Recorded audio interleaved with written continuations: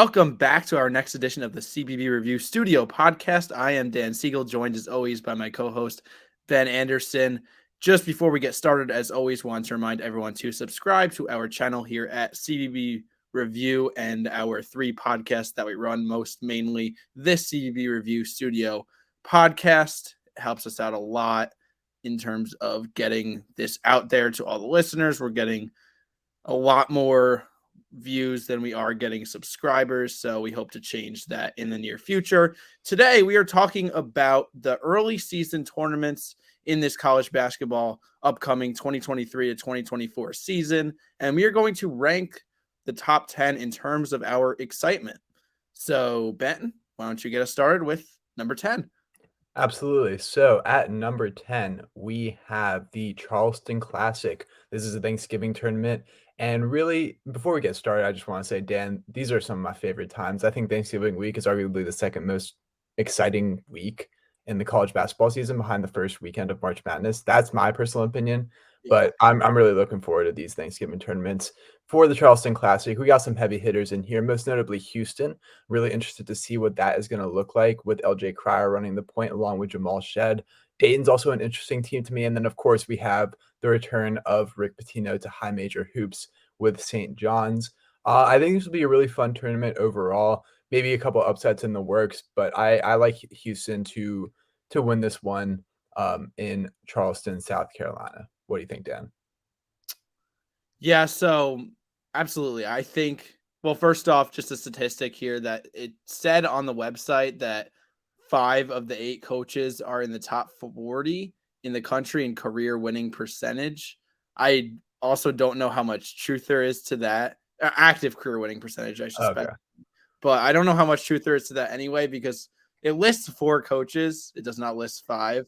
So it lists St. John's Rick Pitino, Wake Forest Steve Forbes, Houston's Kelvin Sampson, and Dayton's Anthony Grant, which, you know, those are very quality people coaches. But either way, I mean, even you have the other teams, you have Utah, you have LSU, they've gone portaling hard this offseason, so I'm excited to see them.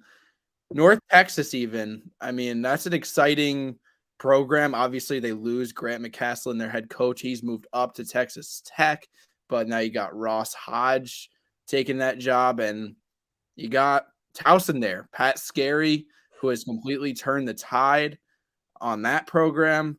So you got a few top-tier teams. You got Houston, St. John's. That could potentially – I didn't see the bracket, but that could be probably the championship. Or are they on the same side of the bracket? I believe this is bracketed correctly, so they'd be on different sides. Yeah, I'm really interested in Utah. I think they're a pretty nondescript Power 5 team, and Craig Smith had a lot of success at BYU. Hasn't really had a tournament team yet here in Salt Lake City, but just interested to see what they bring to the table this year. For sure.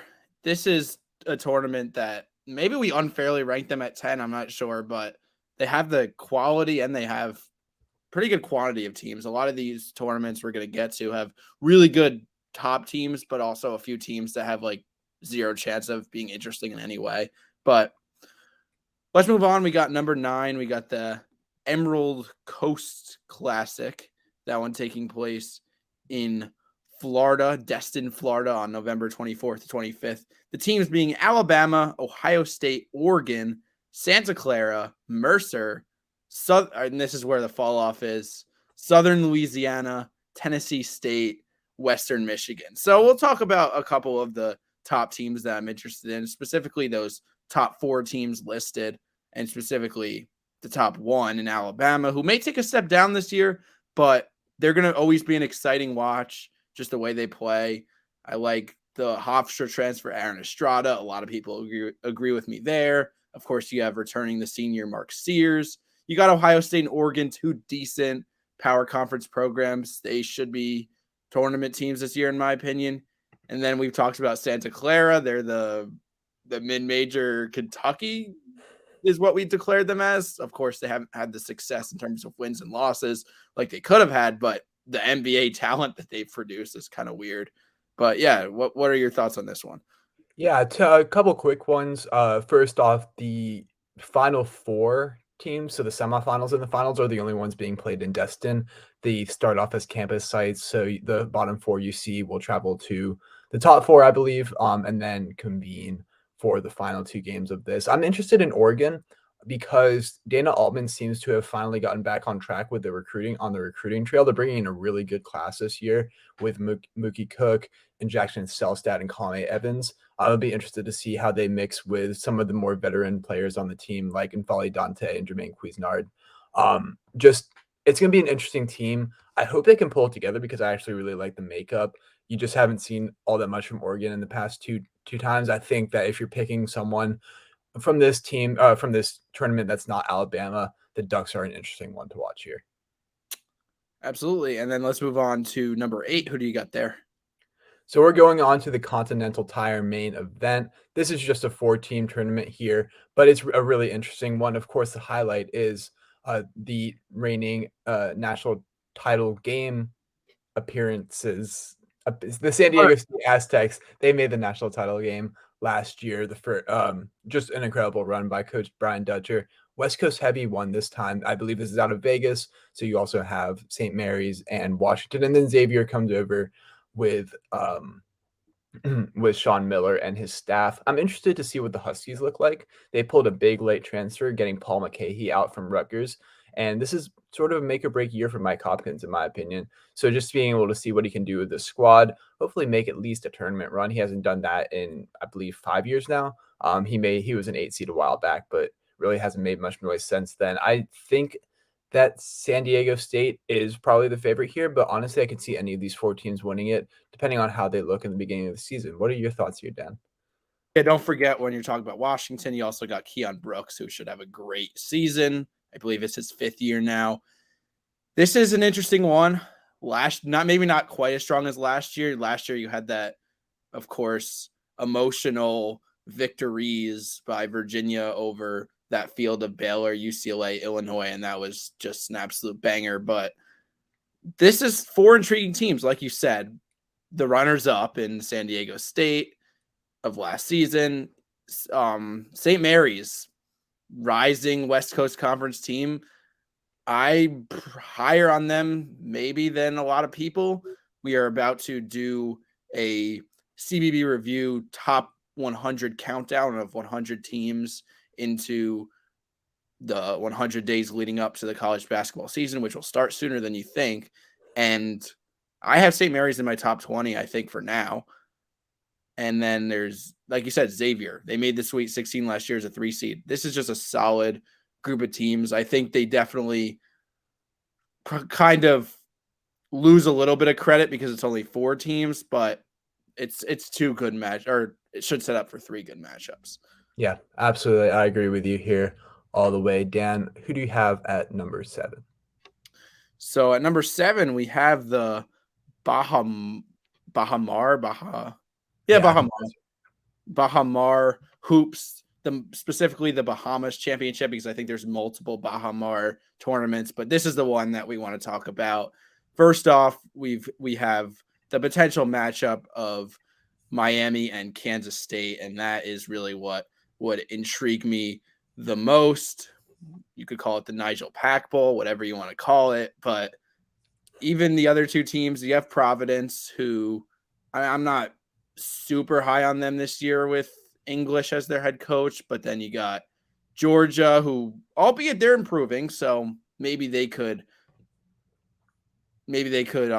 intrigue a little bit. But what I'm hoping for is that Miami Kansas State championship.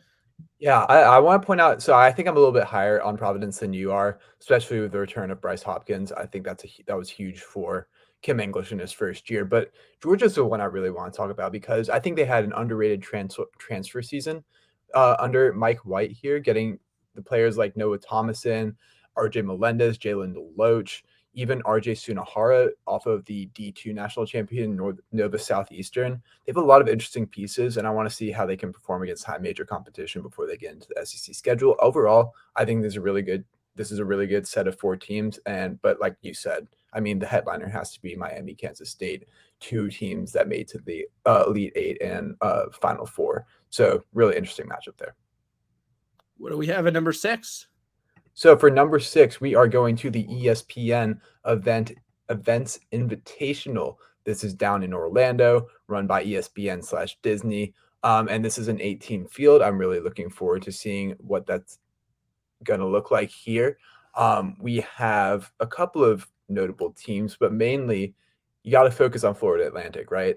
Not only did they make the Final Four as a 9 seed in a mid-major conference, but they also came in and returned basically all of their players except for one, I believe, in their main rotation from the NCAA tournament. I think they have to be the clear favorites in here, but also we have the Mike Rhodes Bowl, Penn State versus VCU. Interesting to see how each of those play in their first year of new head coaches respectively. And then Texas A&M, I think is going to be a pretty good team. I think they're going to be top 20-ish probably heading into the season. I would not be surprised at all. In fact, I expect them to be ranked.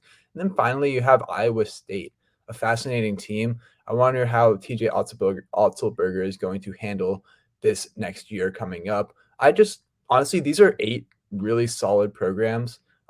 If Butler is the worst team in your uh, invitational, I think that's a pretty good way to go.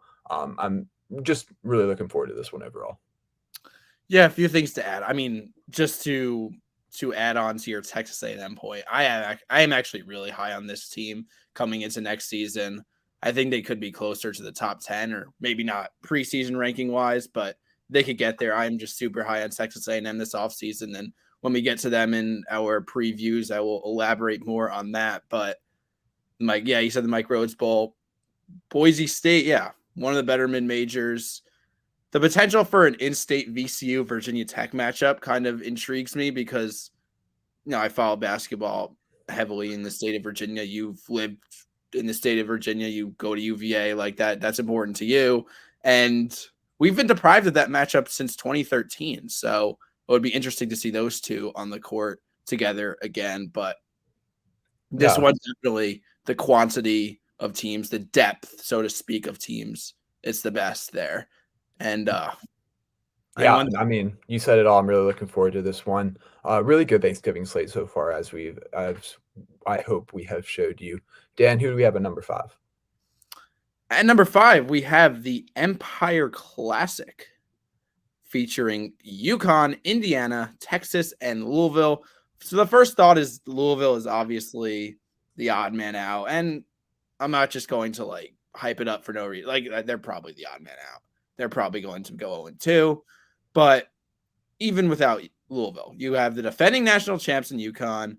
You have a top 3 Big Ten team this year in Indiana, and always in that top 3 pretty much. And then you have an Elite 8, our team that made the Elite 8 last year in Texas, who revamped that backcourt, and they added Max Asmus. That is going to be that is some quality teams right there. And what are the initial matchups set up to be? Is it UConn Texas or is it UConn Indiana? For me, it's got to be UConn Texas. You know who I'm fascinated by in particular is the matchup of Caden Shedrick versus Donovan Clingan. Oh, I think Caden Shedrick, transfer from Virginia, is just the quintessential big man that might give someone problems. Like, you might not have your best day against him. Even though he's going to foul you a lot, he's going to make your life kind of miserable on the post. And I want to see what Donovan Clingan has to offer. Is he going to be the centerpiece of UConn's team or is he not? I can see it going either way, especially with the talent they're bringing in.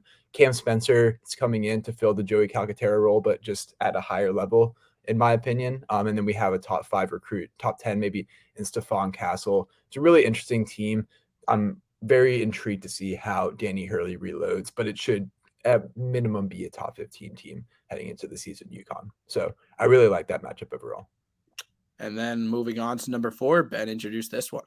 Yeah, absolutely. We have the CBS Sports Classic. Now, this is one of 2 that we're going to mention that does not change its teams. Here we have 4 of them right here: Ohio State, UCLA, University of Kentucky, and North Carolina. Now, Dan, I don't know if you've been following, but Kentucky is actually playing right now in Toronto. They are at the Global Jam.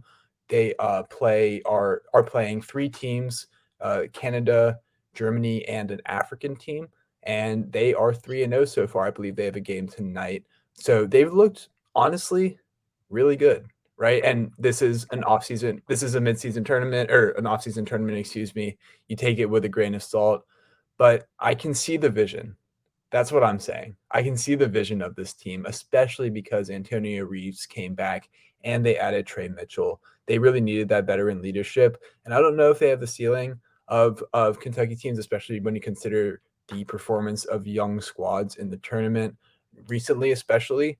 But you know, this was not looking great for the Wildcats in, let's call it, late April. And they really revamped the roster. I'm really interested to see what it looks like going forward. So I wanted to focus on that mainly here. What do you think, Dan? For sure, yeah. This is such a critical year for John Calipari for the purposes of just the talks and the perception of the program in specific because of just what he needs to do. I mean, like, just think about the medicine that an Elite Eight run would have for the Kentucky program. Just imagine, like, that would just get rid of so much narrative and just it would help them out so much. But you have in this tournament 3 blue bloods, another household name in Ohio State. It's a prove it year, in my opinion, for UNC and Hubert Davis. Not that he's like on the hot seat or anything, but to prove to us maybe that he's a legitimate coach. And then there's UCLA. They just continue to be good. So this is just a quality tournament for teams that have their own storylines and intrigue me. Yeah, absolutely. Yeah, I had one more thing before I pass it off to you for number 3. You said this is a prove it, maybe a prove it year for Hubert Davis. What about Chris Holtman? This might be something of a prove it year for him as well. Very interested to see what this Ohio State team looks like because it's not by any means a guaranteed tournament team. We'll move on to number 3 though. Dan, who do we have in that slot? The battle for Atlantis, this one pretty much always delivers, and we'll talk about it again. So the teams being Arkansas, Memphis, Michigan, North Carolina, Northern Iowa, Stanford, Texas Tech, and Villanova. So this is a pretty loaded field, needless to say. There's probably your most storied teams. There's Arkansas, Michigan, your UNC. We just talked about UNC. But arguably just as interesting, I mean, Memphis just added Javon Quinterly, so they're looking pretty dangerous.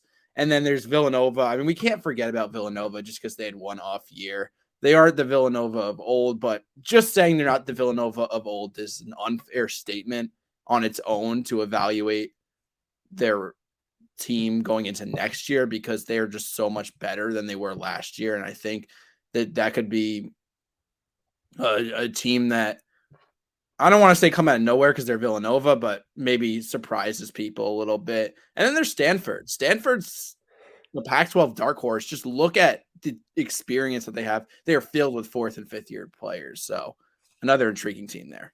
Yeah, I'm glad you touched on Villanova. If you've been following our off-season content, you know that we put out a transfer portal winners and losers, and I have been super high on the Wildcats' performance in the off-season, basically the entire time. They bring in a trio of talented transfers in TJ Bamba, Tyler Burton, as well as Hakeem Hart. I really think they reshaped the roster to make it a lot more versatile, and I think it's really going to help them in the long run. We got to touch on Memphis real quick. If DeAndre Williams comes back, they're going to be like an average age of 24, which I just find very funny. Penny Hardaway's, it's going to be an interesting year to judge that team given the age differential that they might be playing with some other teams, as well as the diminished American Athletic Conference from a basketball perspective. You have to remember that, Houston's gone now. Who's going to fill that void? Is it going to be Memphis? And then finally, you mentioned North Carolina. They have an interesting team. I'm wondering how all of these pieces are going to fit together that they brought in from the transfer portal. But Armando Bacot should have his way with basically any center in this tournament that could really help in a style like this. So I'm interested to see that as well. All right, moving on to our number 2 tournament in the early season of 2023 to 2024. Let's go over to the Champions Classic. This is the second of the 2 tournaments that we're going to talk about that play every year, the same teams no matter what. And I think, Dan, that this is the highest quality Champions Classic that we've had in a while, given the overall average quality of these 4 teams. I think it could be argued. I don't think I have it in this order, but it could be argued that the top 3 teams are in this in the country are in this tournament, where you have Duke and Kansas. Most people have one or the other ranked number one. Personally, I like Duke a little more, but I totally get it if you like Kansas a little more. And Michigan State's going to be really good. That's the conclusion I've come to as I've been looking through these rosters. Michigan State's going to be super good next year, especially bringing back the talented duo guards of AJ Hogard and Tyson Walker. And then, as we mentioned before, Kentucky's going to be an interesting team. Again, this is the opening weekend. I don't think it's the first game for any of these teams, but it will be very early in the season. So we'll get a lot of sort of raw action, see what they look like coming out of the gate. But again, you couldn't have asked for a better Champions Classic if you were State Farm.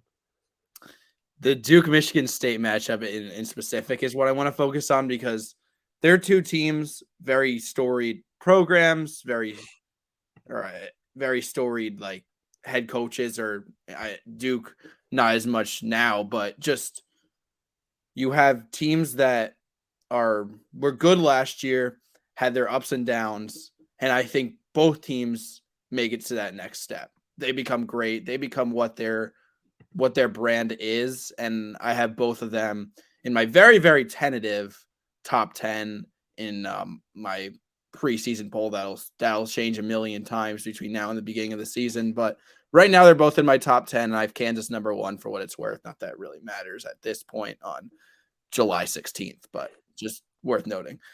Yeah, absolutely. Great tournament all around, but it is not number 1. Dan, take us home. Who do we have in that top slot? We have number 1, the Maui Invitational, and this one every year just loaded. We have Kansas once again. We talked about them. We have Gonzaga. We have Marquette. We have Purdue. We have Syracuse. We have Tennessee. We have UCLA. We have last and probably least, Chaminade. This is just powerhouses galore.